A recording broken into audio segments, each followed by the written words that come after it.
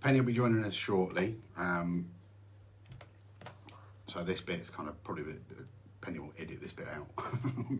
but stick with us. Penny will be back in about the next 5 minutes.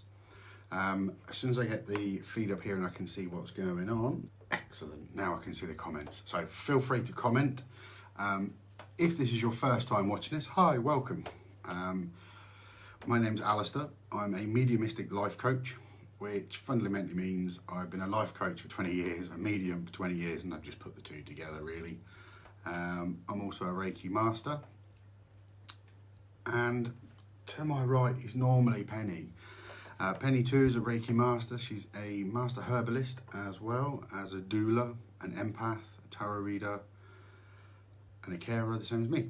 So tonight, I can see people are starting to join. Once you're there, say hi, put a little wavy hand or something, put some comments, and I'll tell you what the topics we're going to talk about this evening. First thing we're going to start with is hexes and curses. So start off with something nice and happy, you know us. Then from that, we're going to move on to horror films. So spooky films that kind of, we think, oh, that's kind of close to what it feels like, or no, that's absolute nonsense. That's just pure fiction. So it'll only be from our opinion, sort of what films we like, what we think, oh, that's kind of close to what it feels like. I'll talk to you a little bit, if people are interested, about psychometry, how it works or how I work with it.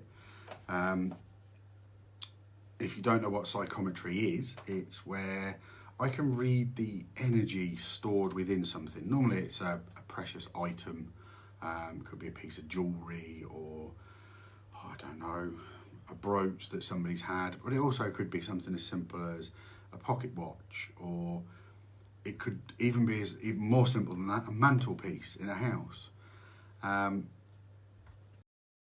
So that's psychometry. So it enables me to pick out some of the energy stored within it, or at least read it. It tends to come to me as an emotion.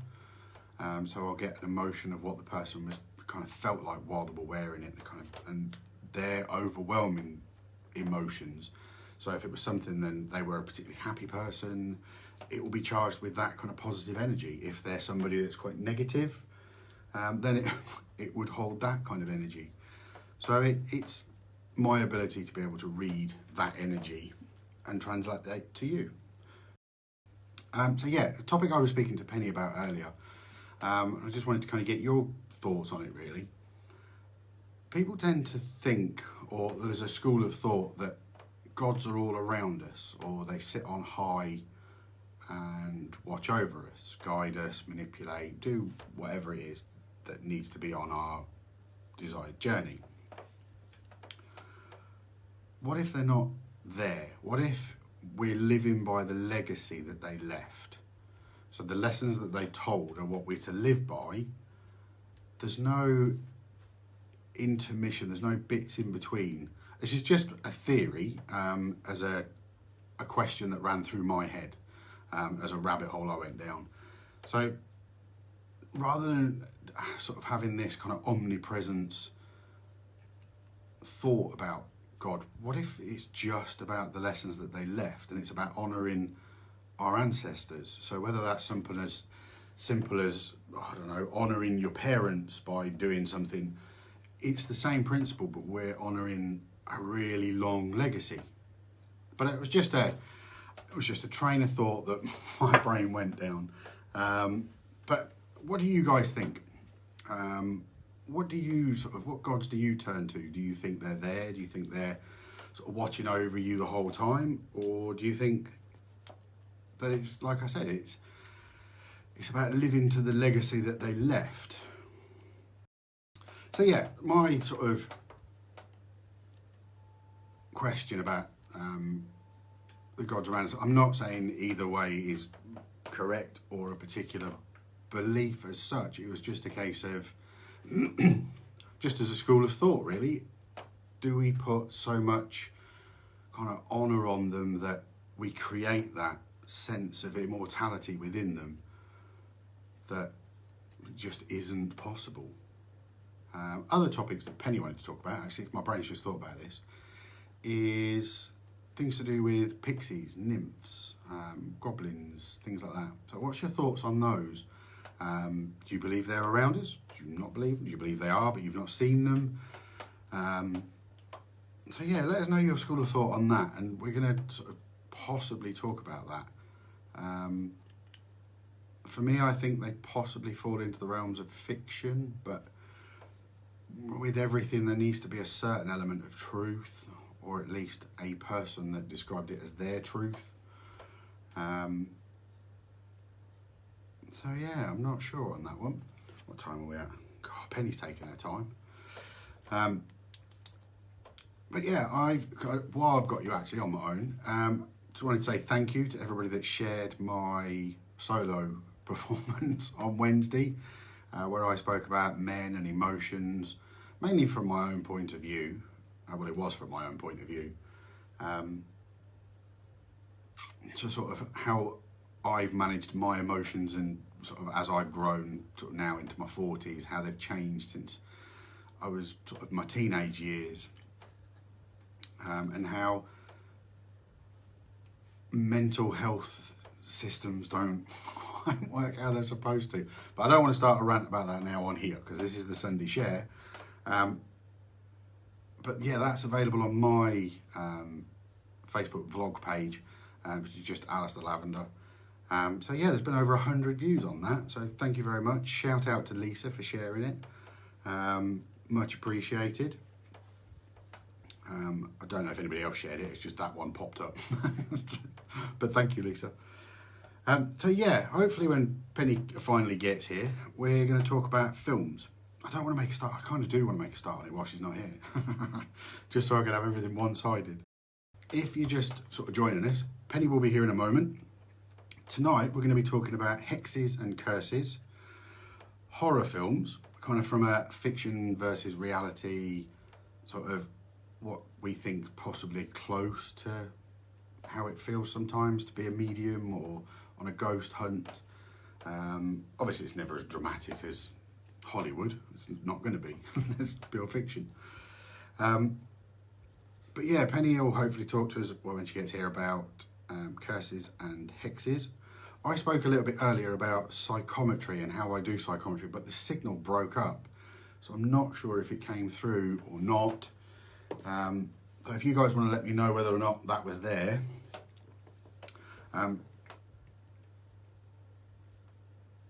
So yeah, that's the other thing, is with the psychometry side of things.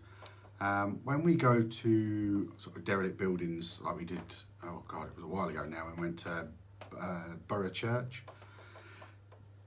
The psychometry works when I'm walking into a place like that, because it allows me to feel the flow. I mean, yeah, you can see where the flow would be because there's doors and windows. It's not that kind of thing. It's more how the congregation felt, how the energy felt in the building. You get a sense of why it was left to be run down.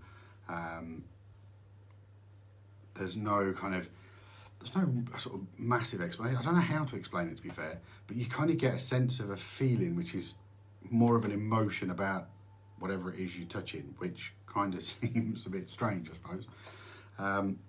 Oh, people are just arriving. I can see Michael's here, Amy's here, and somebody else whose name's not appearing. I'm just literally filling time until Penny gets here. If you want a card pulling, just pop a little love heart as a comment, and we can do kind of a little mini life coaching card, just to sort of fill in the time before Penny gets here. What do you reckon? I'm gonna have some more coffee. How's your week been? Tell me how your week's been. Has it been? Mine's been quite draining, quite mentally and physically quite a drain. What's yours been like? Da da da, Penny's here. Hi everybody. There's a few people with us. So, what are we talking about? Not sure. Marion has put some comments somewhere, but I've not been able to see where. Can't see. It's Michael. I've just asked. I put my week's been quite stressy and quite emotionally draining. Michael's just put in work, very busy and very busy week ahead. Michael's put, Penny, he's been great filling in. Oh, thank goodness. There's a certain amount of pressure because I was listening in the car Oh, were you? a little bit, and it was like, okay, sounding a little bit needy now. Yeah, well, it's like, I just sort of filled 10 minutes and then my brain went, oh, I can't talk about that sort of stuff because I don't want to talk about the stuff that I'll potentially talk about in my own vlog because then this just ends up being that. So let's get on topic. Let's get into it, as they say on the YouTube. Don't mock me. I'm old just because I say the YouTube. So like I said in the intro, Penny's going to talk to us about hexes and curses. Jeez Louise, let me catch my breath. In a moment. Then we're going to sort of have a chat about horror films, sort of films and programmes that are probably, I don't know how to describe it, sort of fiction and fact kind of stuff like that. Okay. Catch your breath, get a cuppa, Michael says. Yeah. No, I can't see a comment from lovely Marion either. Oh, we're not sure. Marion, we hope you get to watch this on playback because Marion's at a dog show, so she's... We miss you, Marion. Yeah, she's not sure if she better get a signal in the caravan, so... Probably not. Never mind. Okay, so what am I starting with? What? Hexes and curses. Whew. Well... What's a hex? It's when you curse somebody. And it is used... it's a magical curse that you place on somebody, and it can be done in many different ways.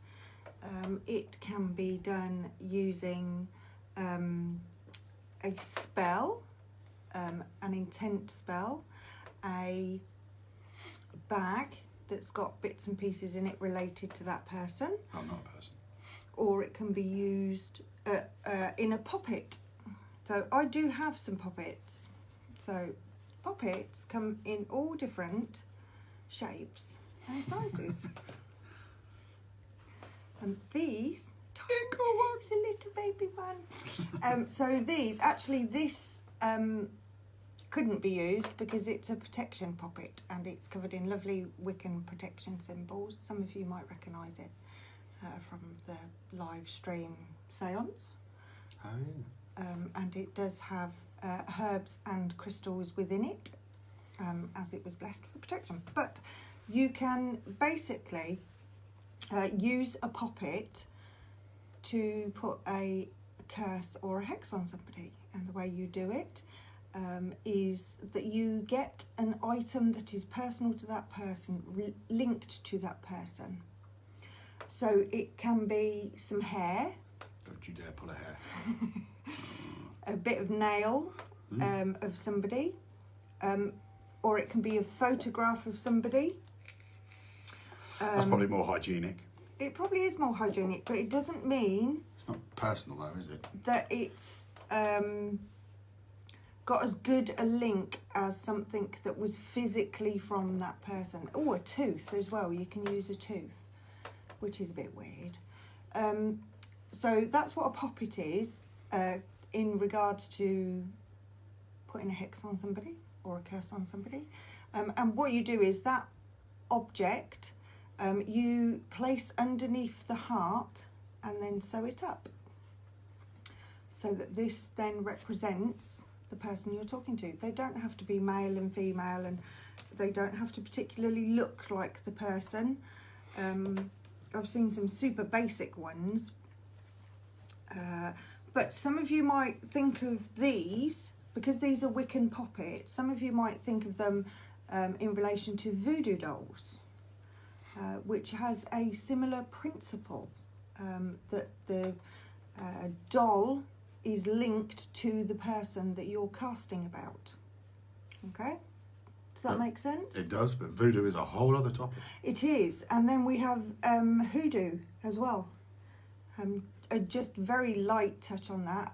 Hoodoo was the belief system that came over from Africa with slaves to Southern America and the southern state areas. And voodoo is the craft, the spell casting and things. That is linked. So hoodoo is seen as like the origin story of voodoo. So Michael's asked, how would you make one to help or protect someone? Okay, So that's the one, which is the one you made protection? Well, this That protection one, if I wanted to link it to somebody specifically, I would get an object that was relevant to them. Again, Still not pulling a hair. a tooth, a piece of hair, or a nail clipping's fine because it is linked to that person, it is of that person. So yeah, this area is called the tag lock. So I would place it underneath this area, and that would link it to that person. In this case, I put Wiccan protection symbols on it as well. I blessed it over my altar and did some incantations on it. And I would do the same thing if I was using it for healing somebody. If I haven't got a tag lock of somebody, you don't have to use it, but you do need to see the doll, visualize the doll as that person. So a visual representation like a photograph would make that an easier thing to do. So any intention or blessings, I would... So a photograph, if you stapled the photograph You to their don't face. staple it. You don't staple it. God is hard work. If you wanted to use one for healing purposes, what you can do with these is you have the doll, and depending where that person is hurt, for example, if that person has got an illness that affects their head, I would do psychic surgery on the doll while I was sending out healing thoughts to them. And in that case, I would physically perform surgery and cut the location where the illness was on that person, but on the doll, not on them, obviously. And I would put healing herbs and crystals if necessary, whatever I felt drawn to that person needed. So I wouldn't go by the book, I would see what I was drawn to for that person. I would place it inside with the intent that I want them to heal and get better, and I would stitch it up, and then I would keep that, or I would give it to the person to look after, so it can help them get better. In Reiki, you can use a doll as a surrogate. It doesn't have to be a doll, it can be a teddy bear. It just needs to have the physical representation. I couldn't do it with a teddy bear. I wouldn't Head, be able to concentrate. body, arms and legs. So where you apply the distance healing, if you don't do it just through visualization of the person, you'd use the doll to do that. So they're very useful. I love my poppets. Anywho, I hope that explains a little bit. Yeah, just to clarify, Michael put puppets. I think you meant poppets, but I just can guarantee if you put poppet that it will predictive text change it to something else. I just wanted to make sure we're all sort of on the same poppet Yeah, page. poppets. And the most important thing with those is it's about intent. So I've turned that around there because that started off about hexes and curses, and I turned it around and made it really positive. They can be used in the reverse, but you would have to have a serious level of... I think I can read that. Same auto carrot. Yeah.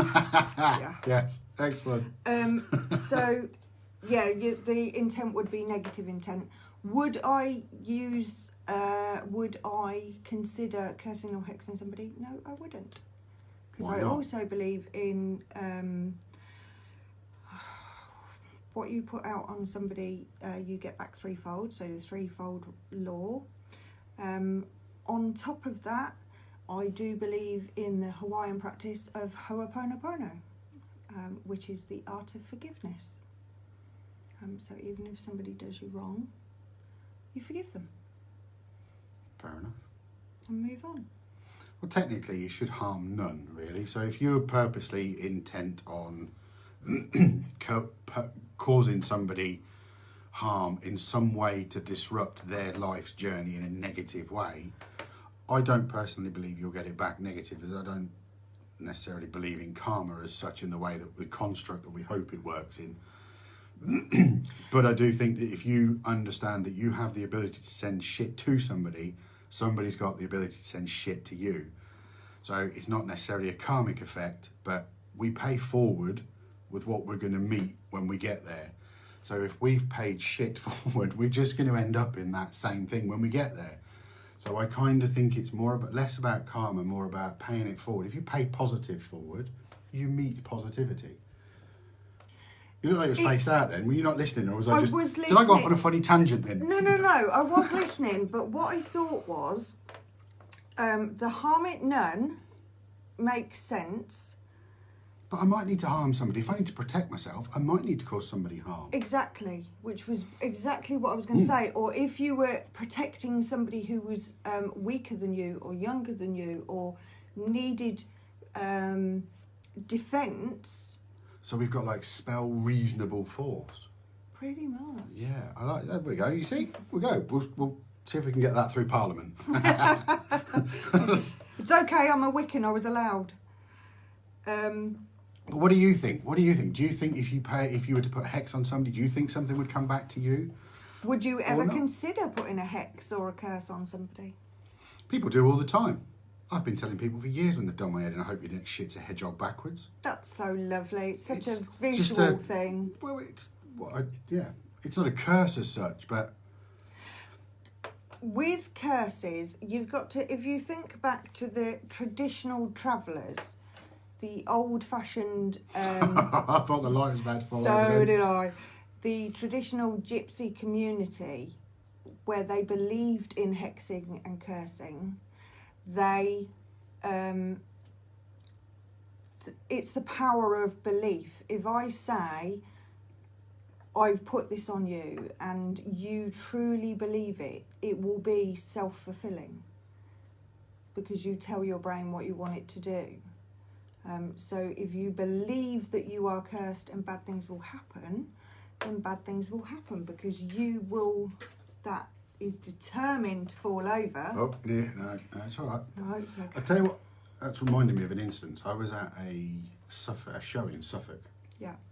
And I don't know, Romany gypsy, fortune tellery gypsy lady came up to me, and she gave me a tiny little, I normally have it out, but I've not got it with me, a tiny little crystal ball, did this reading to me about money was coming and everything else, and that she would meet me here next year.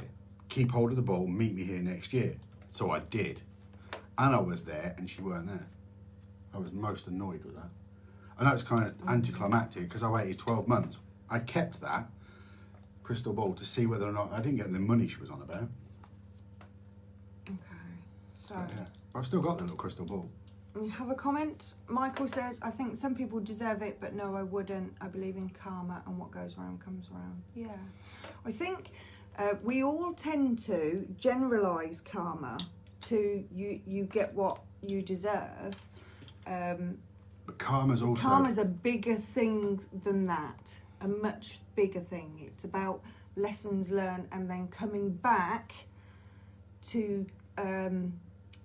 do the lessons that you missed, that you didn't do. Yeah, to an extent, but I think a lot of people think karma is sort of, if you shoot somebody, you'll get shot. If you stab somebody in the leg, you'll get your leg stabbed. For an eye. Yeah, it has to have a similarity of the opposites. Whatever you've sent out, you're going to get exactly the same back. Whatever you wish on your neighbour, you'll get threefold or whatever sort of logic. Threefold. But I don't think it works like that.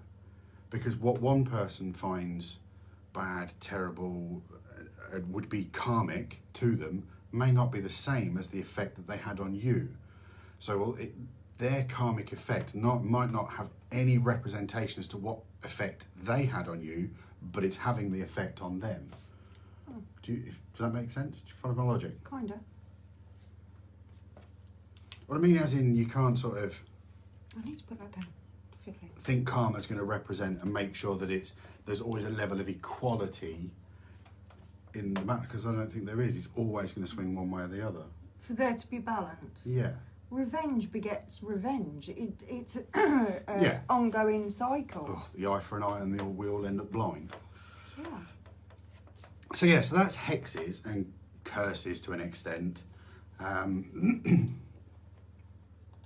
There's a few others that I've used in the past. One involved string, coffin nails, graveyard dirt, and then the front garden of somebody. So, but that was actually a protection spell. It was to protect me from them. So I bound them away from me so that they couldn't come at me anymore.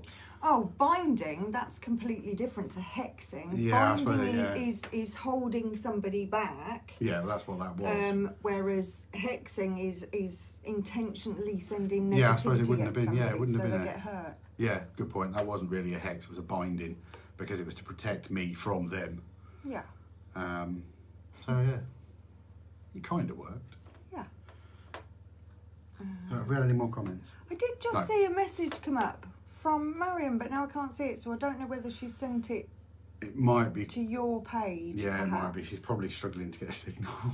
Bless her heart. What do you guys think? I mean, like Michael said there, would you send a curse to somebody? I'm sure people have. Yeah. Act in haste, repent at leisure, and all that sort of stuff. But that's the thing with a curse, though. You can't act quickly on it. You've got to gather in stuff. You've got to put your intent into it. You've got to create the spell you're about to cast. So to do that takes time, effort, and premeditation. Now it can't be an emotional spur of the moment without logic and reason. Just saying. Sorry. In other words, children, don't put curses and hexes on people. It's just mean. It is just mean, and we don't believe in that. And also, you'd have to be susceptible to somebody else's energy. If you're grounded and you have your own energy protected, and you kind of maintain your own energy, I kind of don't know how to describe it without sounding like a complete lunatic. You know, if you kind of get that feeling a bit groggy because of something, that you can battle it off because it's yourself. You just meditate. So yeah, it takes me pretty strong. Arrogant. Right, shall we talk about some? I did speak to him earlier about my gods around us theory, but I'm not sure. Right, okay. But I might talk about that. That was a fierce debate earlier. Yeah, well, it was. If you weren't here earlier, I'll summarise it. I'm kind of the opinion that gods are there because they were there and left a legacy for us to live by. I don't necessarily believe that they're up on high watching in real time the timeline of my life. I believe the rules were set in place for us to honour our ancestors by their memory, but not necessarily worry about them judging us constantly on high. Bizarrely, sorry, we're missing messages because the lovely Marion, who said, "Hi, I've managed to join you. Not sure how much I'm going to get because her screen keeps freezing." The messages, bizarrely, have gone on to last week's video. Hence our confusion at not being able to find them. We weren't ignoring you, lovely Marion. How long did you watch the previous week before you went, hang on a minute, it's like deja vu? It's either that or it's just the programme, because it is... Oh, it's probably Facebook. Lovely, and there, what? No, it's all right. I'm imagining comments now. Yeah, no, that's just Michael's comment. Okay. So yeah, that was my little rabbit hole about gods. Let us know what you think. I might talk about that in a little bit more detail on Wednesday in my little solo vlog. Right, films. Let's talk about some fun but scary at the same time. Horror films, scary films. How true to ghosts are they? Let's take the classic. Let's go Exorcist. Yeah. An exorcism. Come on then. So we're talking about possession. Oh, I don't know, are we? Is that what an exorcist has to do? Do I believe in possession? I do, but I don't. I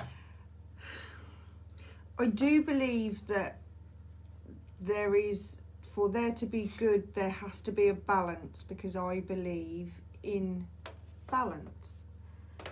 So I think that if there is good in the world, that there will be bad in the world, and because of that, I believe that possession can occur. For it to occur, it would have to be somebody with a fractured spirit or soul. Okay. What do you guys think? So they are. Do you think somebody can be possessed by a ghost or a demon?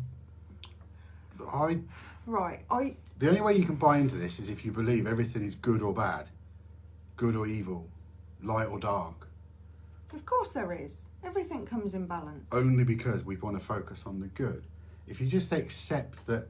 No, not at all. If you accept in yourself that there is good in you and bad in you, so sometimes you do nice things, and sometimes you are capable of doing some not very nice things, and accept that both aspects of that are a part of you. That's not up for debate, surely. Well, it is, because everybody's idea of good and bad is different. Indeed. So what's good, what's bad? Semantically, if you just accept that... Try not to murder anybody, I think. Okay, well, murder denotes premeditation. So is that a good thing then? Well, not Or for the a bad person thing? that's being murdered, no. No. But there might be a positive gain for the person doing it. Okay. What I'm kind of getting at is and I am purposely being a little bit facetious, which Penny's realised this while she shut down and started looking at her phone. I'm not. I'm checking messages. It's this denomination of good, bad, good versus evil. It creates the battle for us to sit on either side of the fence. You're either a good person or a bad person. Mm-hmm. If you just look at a good scenario and a bad scenario and just take the positive or negative word out of it and just go, it's a scenario, now it's just a scenario. There's no good or bad about it. I don't personally believe that somebody can be possessed by a demon. Okay. And the reason for that is I don't believe that there is entities with enough energy floating about looking for fractured souls. This is also partly based on my disbelief with anything linked to Christianity, which immediately tells us what is good and what is bad. And demons tend to be from a biblical sense. No, that's not. It's not just Christianity. If you think of yin and yang, nothing to do with Christianity. That is a balance of light and dark, male and female, good and bad. It's not written Christian. by a load of people that lived on a mountain that wanted you to live in a particular way and follow a particular set of rules based on the guidance of good versus bad. A construct. Okay.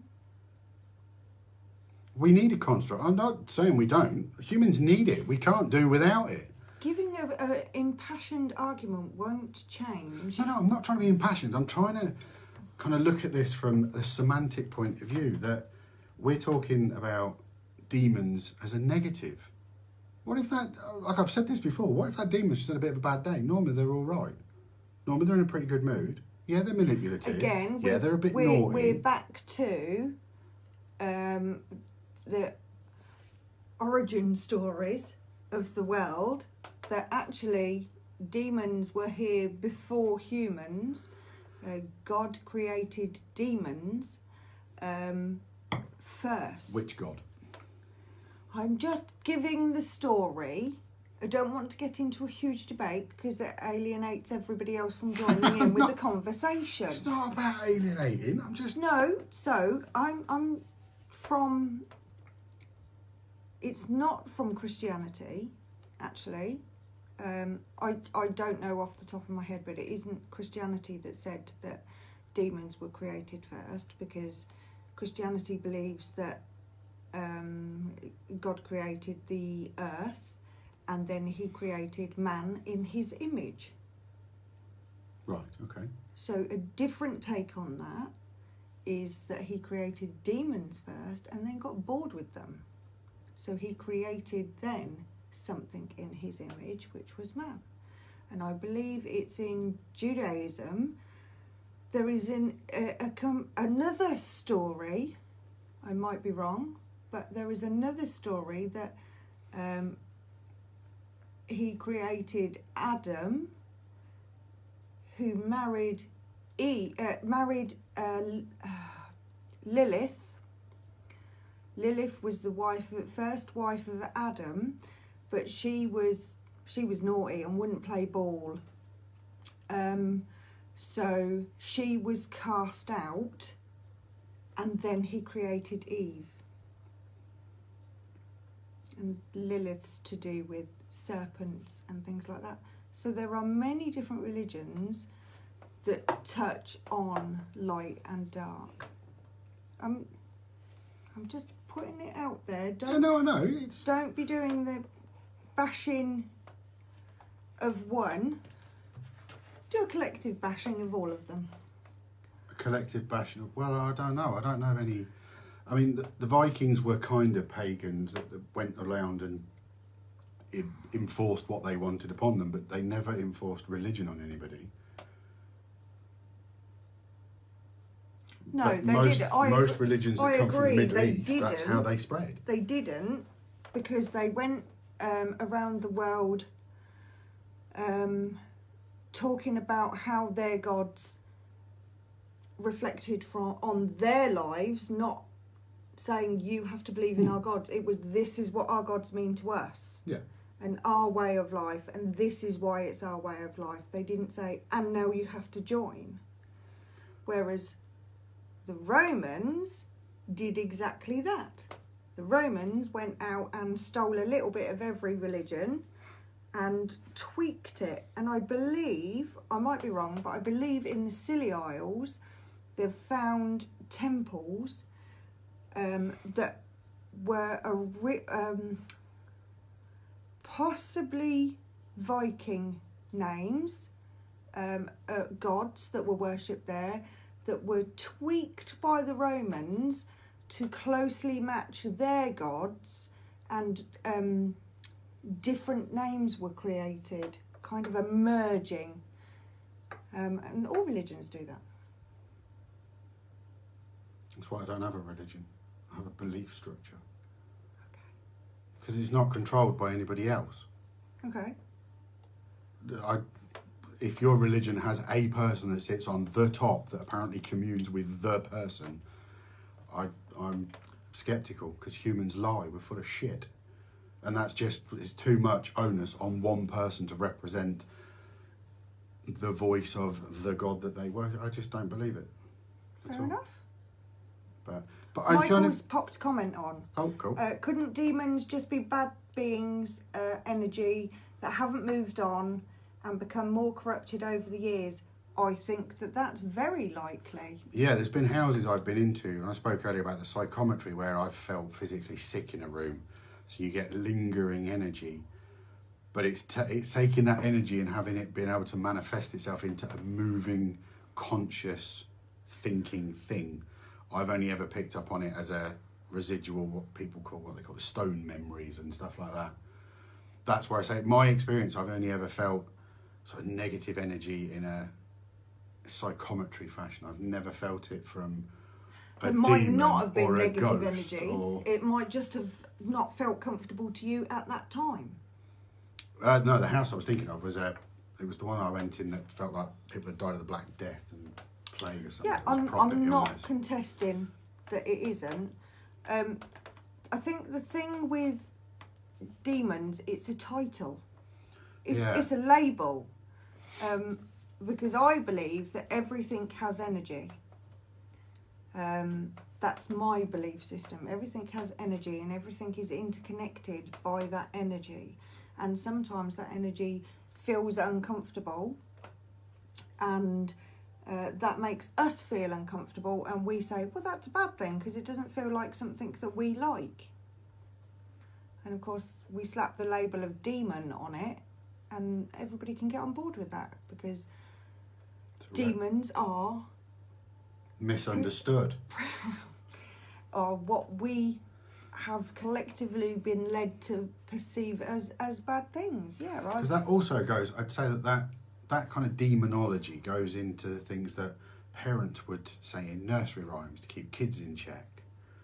you know, don't get out of bed, there's stuff under your bed, there's all these kind of things in the forest. It was all done... Control. Yeah, it was to control us. I mean, don't get me wrong, it's perhaps a bit short and sharp, but it got the message across. What is it? It's not the monster under your bed you need to worry about, it's the burglars coming in the windows. But anyway, we've kind of gone a bit off topic. We have a tad. So we started with The Exorcist. So Yeah. you believe somebody could be possessed by a demon and Yes. need to be exorcised by a man of the church, because that Christianity is the I didn't only say way. that. Oh, You see, you leapt to an assumption well, there's there. no pagan exorcism. Says who? The original pagan practice wasn't written.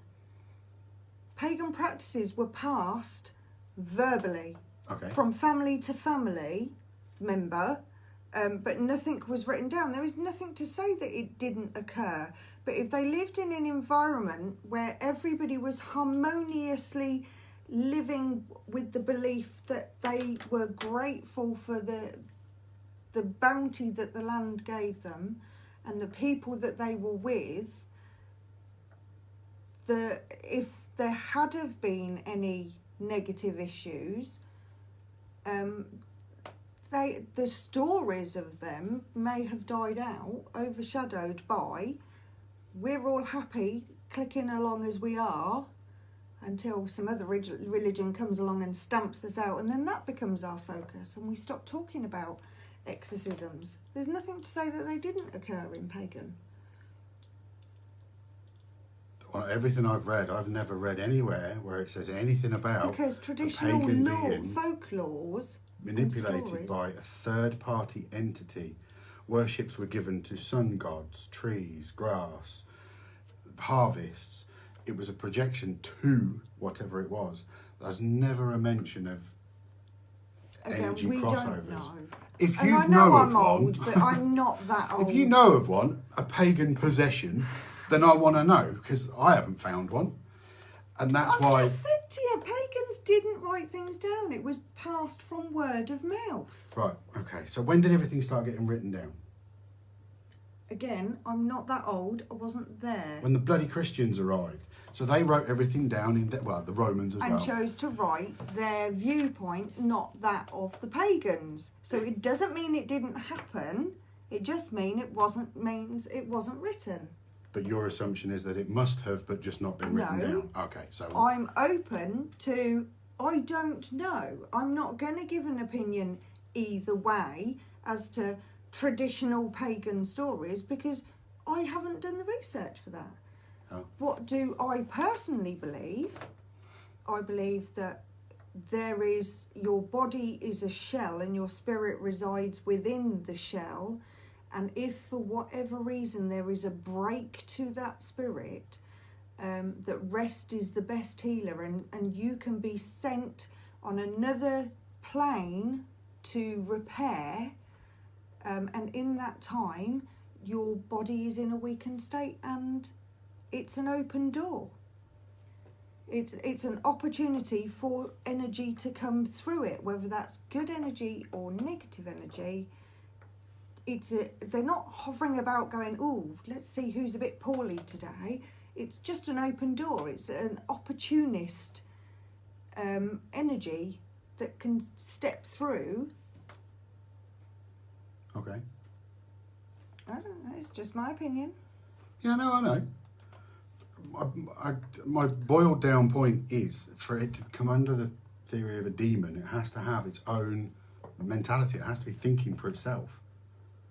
Okay. So to possess a body, there needs to be a gain for it. What's the gain? What's it trying to get? Because just because it's a sentient, energetic consciousness doesn't mean that it is a physical form. So for it to be able to do things, or them to be able to do things, because we want to make sure that we get their pronouns right, that they might require a physical body to do that. They might be a consciousness that exists outside of physical form. So yeah, that's the question for tonight. If anybody can find a pagan possession where there was an exorcism done by a pagan shaman or some sort of tribal leader that had to do. There may well have been. I don't know. Maybe if you got ill or if there was a sign of madness, they dunked you in the local river or something, or washed you under a waterfall. It's kind of what I'm thinking of doing now. So I don't know. But I've not found any. And I looked for this because we were going to talk about The Exorcist. Okay. Because it is very much a one-sided. It's a Christian film. It is done from a Christian perspective, absolutely. Okay, because right, the power of Christ compels you. Power of Christ compels me to move on. Right, let's pick one that's not quite so supernatural. Hang on, so we've got a comment. Energy can be powerful. I can't read. Powerful. Powerful, though, and surely has the ability to interact with energy around it. Suppose a bit like The Force. the Force. Yeah, I get that. But it's when it becomes where it has enough power to possess somebody, I think there's got to be premeditation. There's got to be a conscious being holding that energy together. And that's cool. I like the idea of that. I just want to find evidence of it. Right, so change of film. All right. Hills Have Eyes. Creepy. Very likely. Nuclear bomb testing. People got caught in there. They're now deformed cannibals. Been living in the middle of nowhere in a massive desert somewhere, and then they find people. I personally think this shit's already happening. The planet's massive. There is people hidden all over the place. Absolutely. There is a lot of empty land that we don't do anything with or know a lot about, and certainly a lot of forest that we can't see through from the air. So we've got no idea what's going on in there. So I think The Hills Have Eyes is one of my favourite films because it's one of them ones where I think, oh yeah, crap, that could actually happen. Yeah. If it hasn't already.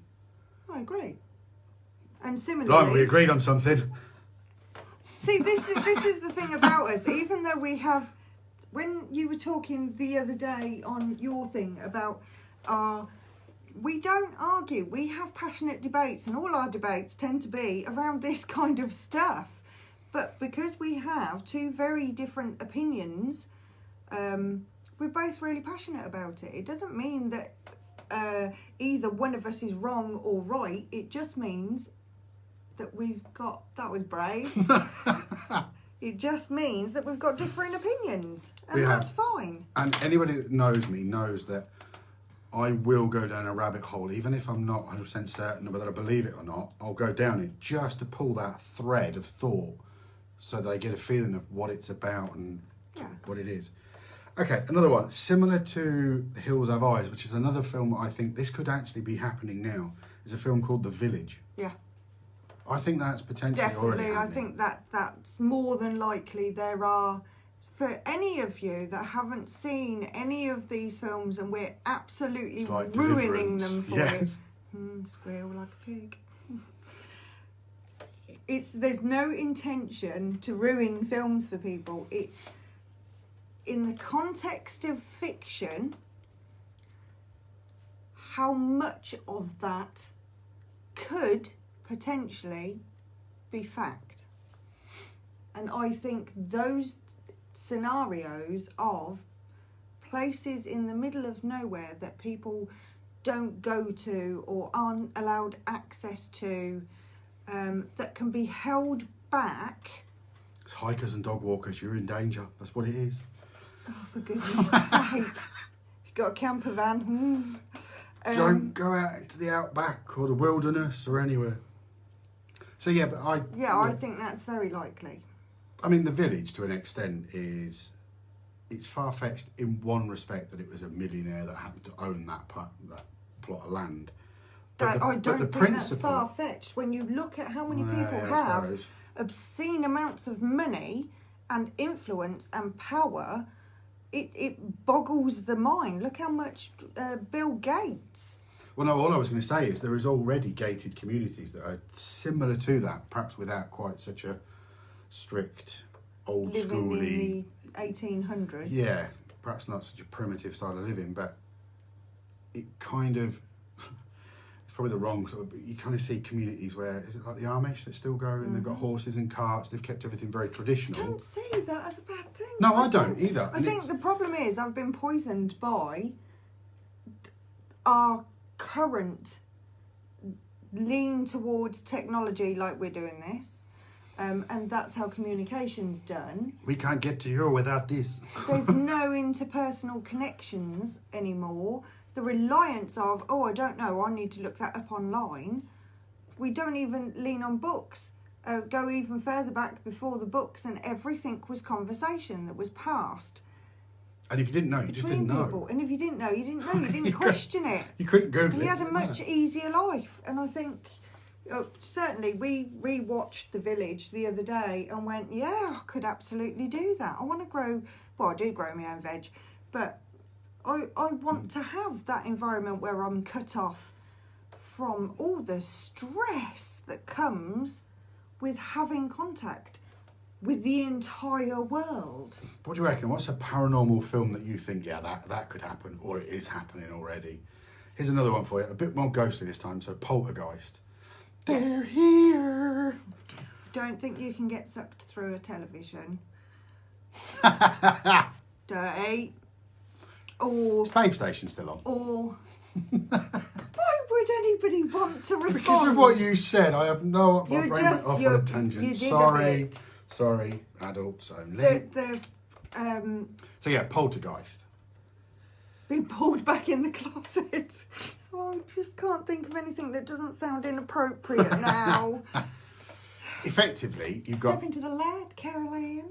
Yeah, you've got a guy from the spirit trying to groom a spirit, a living child this side because of the purity of her essence to help them that side. So I kind of see the logic with this. There was a reason for the ghost doing what they were doing, Right. which made more sense, not just a get out of my house kind of thing, or I'm being a dick because I'm a demon. It's just my way. I think it comes down to, what do you believe a poltergeist is? And for me, I believe a poltergeist is a collection of energy, and it can be a previously conscious physical body, a person, a spirit that has become frustrated and their energy has built, because we all know that negative energies build faster and stronger than the gentle flow of a positive energy. Okay. And that's why things randomly happen, things fly off and break and stuff like that. So it could potentially be a sentient being, or it could be just a residual energy, like that behaves like a tornado. In one point, picks up your cup in the whirl of the energy and knocks it on the floor. There's nothing to say it has to be a person. No. But And do I believe in poltergeist? Yes, I do. Oh yeah, no, I believe in poltergeist. Do I believe that what happened in the movie could happen? No, I don't. Do I believe that the poltergeist is led by the collector, which is effectively what he is? He's a collector of souls, because you can see all the other people trapped underneath him. But moving on, we've got one of my favourite films. Wait. Oh, what? Amityville. The Amityville, yeah, but that's paranormal, but it changes the mentality of the person, like The Shining. The energy corrupts, doesn't it? Corrupts the person. Okay, forget the person that was involved in it. The films that came from the original story, because originally it was about activity within the home, purported activity within the home that then apparently affected somebody within the home. The Amityville Horror house is still there. People have lived in it since that time and there has been no issue. The Warrens can either be revered or what's the opposite? No, the opposite of revered. I can't think of the word.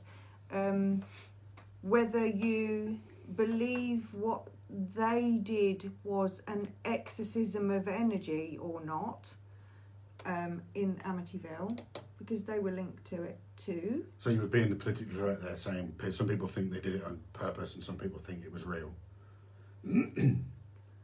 Or was it a fractured teenage energy Yeah.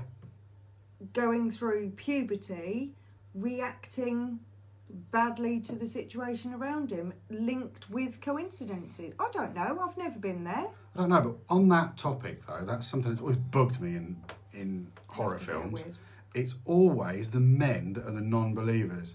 They're busy, they're at work, they've got the job, they're having an affair, they're always doing something, and they never believe the woman that goes, "This house is haunted, stuff's moving, what do I do? Ah, never mind." And they just, Yeah, they're but look at the era that these stories came out, when the woman was at home being a homemaker, managing the home, and the husband was out being the breadwinner.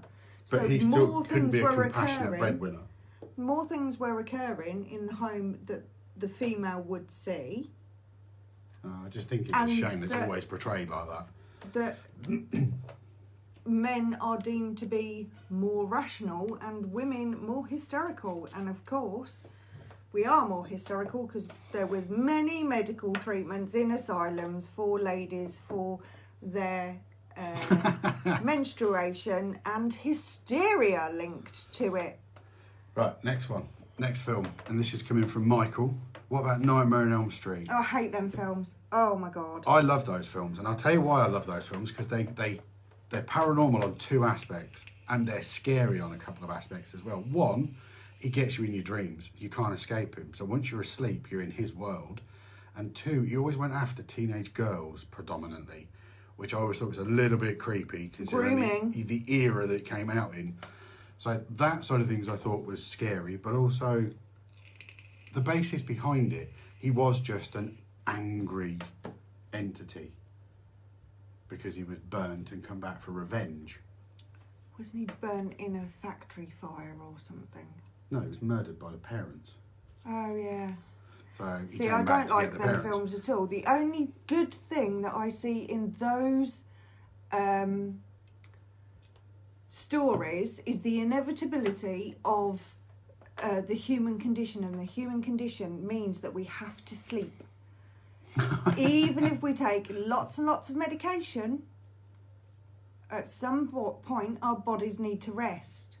And it's the more we deprive ourselves of the sleep, the more susceptible we are to believe the most random things and feel fearful, because It's a our form of brain torture. starts going, we need to shut down, we need to survive, and you become really paranoid because you're trying to survive. Well, yeah. That's the only thing about them films. I can't abide them films. I think they're utter rubbish. But you've got a lot to say about them, though, haven't you? It's because you made me watch them. No, I didn't. We've never watched a Freddy film. Yes, we have. Not that long ago. We didn't. We started watching it. And It it got was to the hand on the rubbish. table and it went, "Rrrr," and Penny went, "Oh, these films are rubbish." So I turned it off. And they are. And that's just what I sound like. But they they are Oh, poltergeist hang on. demons. 3-4 is at the door. 1, 2, Freddy's coming for you. I'm not joining No. in. I like the fact in them you can control I your can dreams. do that The anyway. vivid dreaming aspect. Lucid dreaming. I can do that anyway. Cool. Right, next film.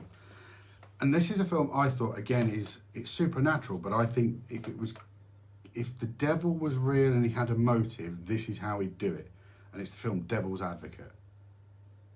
And the devil plays a high-powered legal attorney that controls most of New York. Wait, sorry. Who's the devil? Because the devil comes from Christianity. The devil was what's his name? De Niro. Right, But- bear with me but- 1 second. Bear with me. I will get to my point here, okay? It works on the construct of the devil's advocates. The devil is here for something. And everything within the film stays within Christianity. They go down the stigmata route. They go down the devil route. They've got to breed and procreate. So there's lots of nudity stuff. There's a bit of gore in there. But it stays true to what they say Satan would be after, which is controlling the man. But they also stick with it and the film stays true to the biblical side as far as I'm concerned, because the motivation is there to just create his own family. He just wants his own son. Been cast out. Exactly. Poor bastard, picked on by God. And one of the lines he says in it impressed me the most, and it stuck out, and it went, God is just an absentee landlord. Okay. And that stuck with me. And even as at that time when I watched that, I was a born-again Christian. I'd been baptised. And that one sentence undid a lot, because I thought, you know what, I actually, no, yeah, you're right, I've not felt it. And that's why I just mentioned that film, but I like the way the film works and sticks to its Christian narrative, is what I was going to get at. Oh. Which makes it complete fiction. Not necessarily. Does that say Omen? Yeah, they're good films. Yeah, Damien.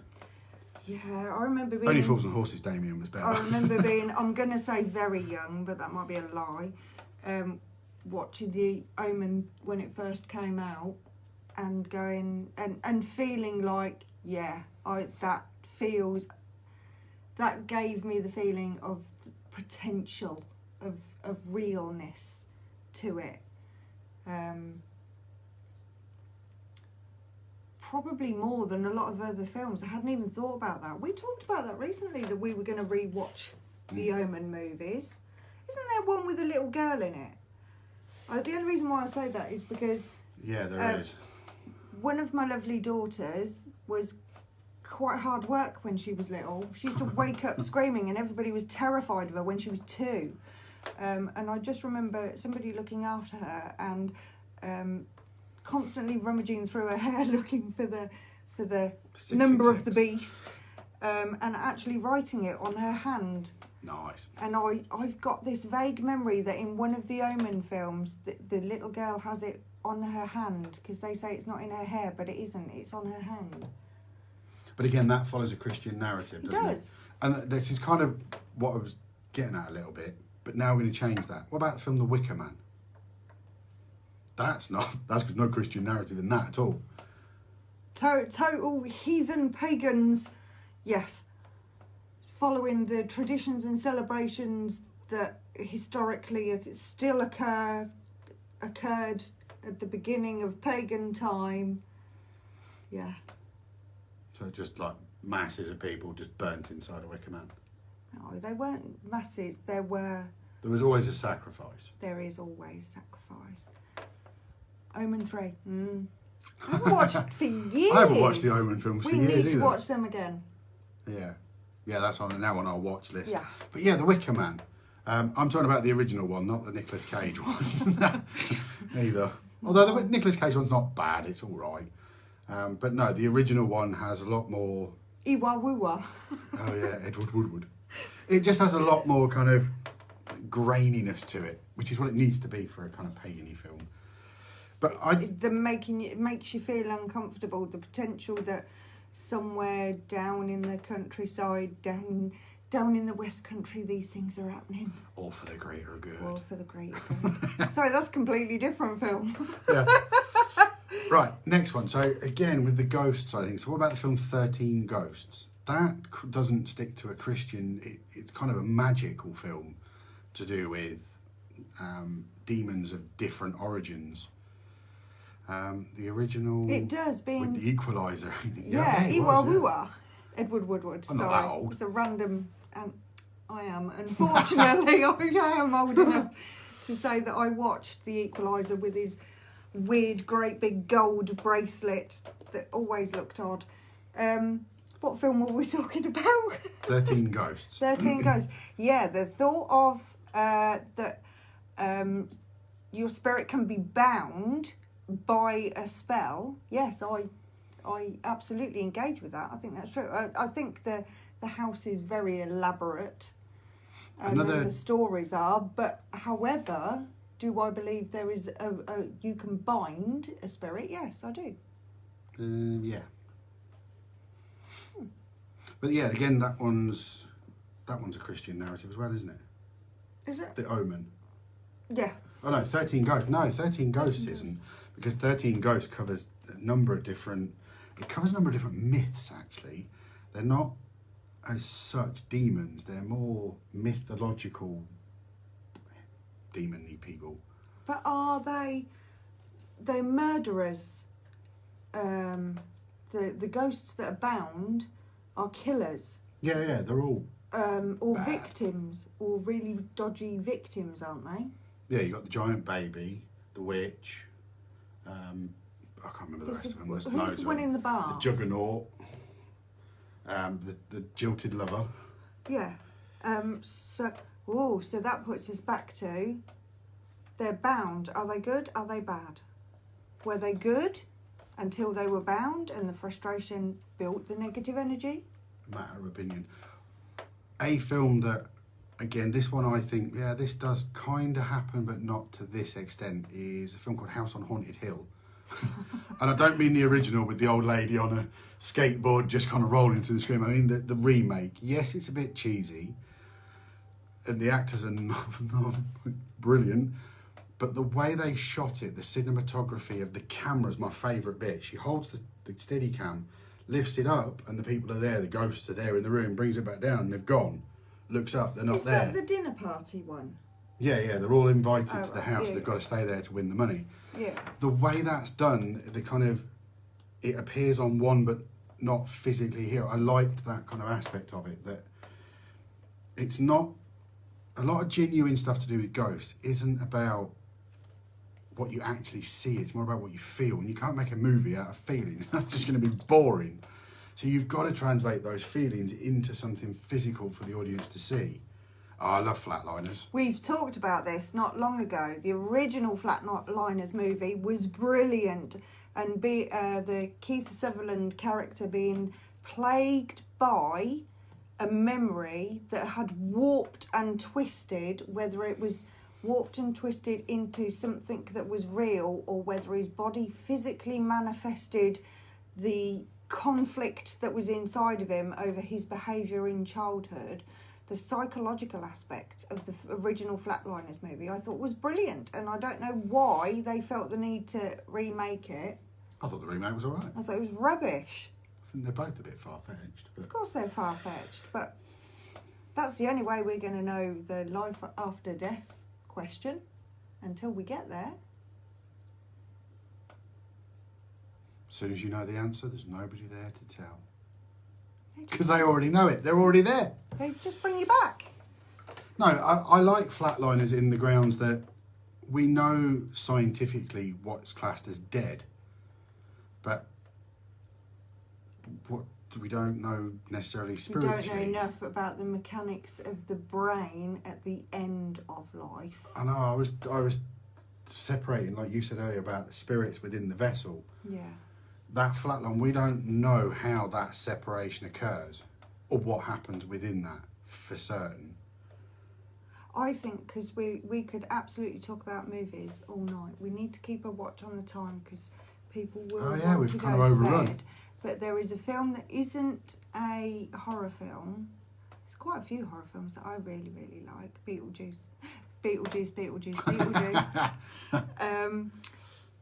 Handbook for the recently deceased. Oh, wow. Yeah. Sorry, just random moment there. Now I've forgotten what film I was going to say. I don't know. Damn. The reason I mention about films is because sometimes I find when I talk to people, they get mixed up between fact and fiction. And the fact is, there's not actually a lot of facts. There is just a lot of fiction. And I don't see that Evidence. Yeah, what I mean is kind of, there's enough people, let's change the subject to aliens. There's enough people on the planet to say that aliens exist, but there's not enough physical evidence to prove it. And there are so many people that are busy faking things that it takes away the credibility of anything that was real. That's the first thing anybody says. As soon as you Same say, with I see all a aspects picture, I of go, paranormal. the first thing you think is, has it been photoshopped? You Well, can't, now you definitely think you that. can't really tell now at all. And I think that makes it difficult. But I hope you guys have enjoyed it. We've kind of rambled a bit today on... We've covered a few topics. I think It was the bleed between fiction and reality that I wanted to kind of cover.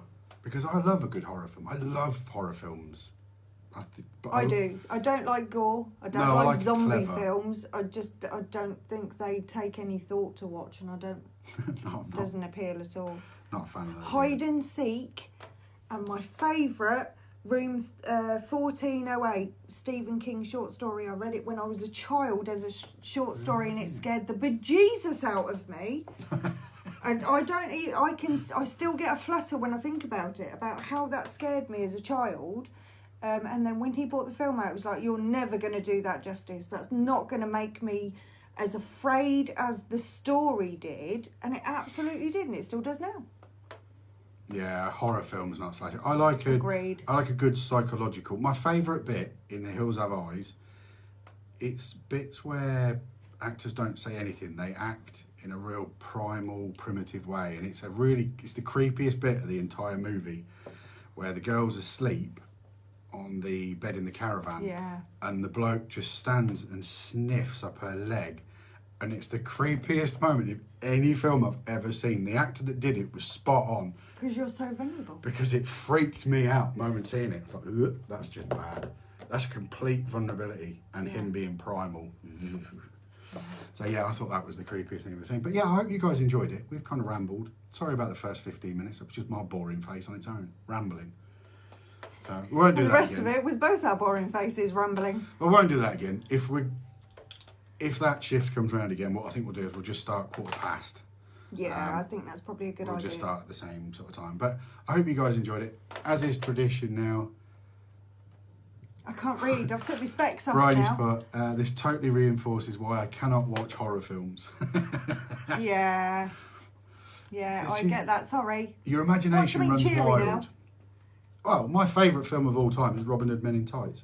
Rubbish. It's a brilliant Absolute film. pants film. It's a great film. Pants film. We're men. We're men in tights. Holy Grail. Yeah, I'll Every give it time. up. Yeah, there's some good funny ones. Anyway, right, let's wrap this up. I hope you've enjoyed it. As is tradition now, please tap the love heart so we can see them go up the screen, and then we'll let you go. We're sending you love. And then I'm going to get another coffee. Yeah, because you need more caffeine. Yeah. I bought some Lavazza. I'm going to proper filter coffee. Is it too late? to filter coffee? Excellent. Yay, there's the love hearts. There you guys. It's excellent. Right, we've thoroughly enjoyed it. I've been Alistair. Korean love heart. I've been Alistair. She's been Penny. And we've got to go. Thanks. So it's bye from me.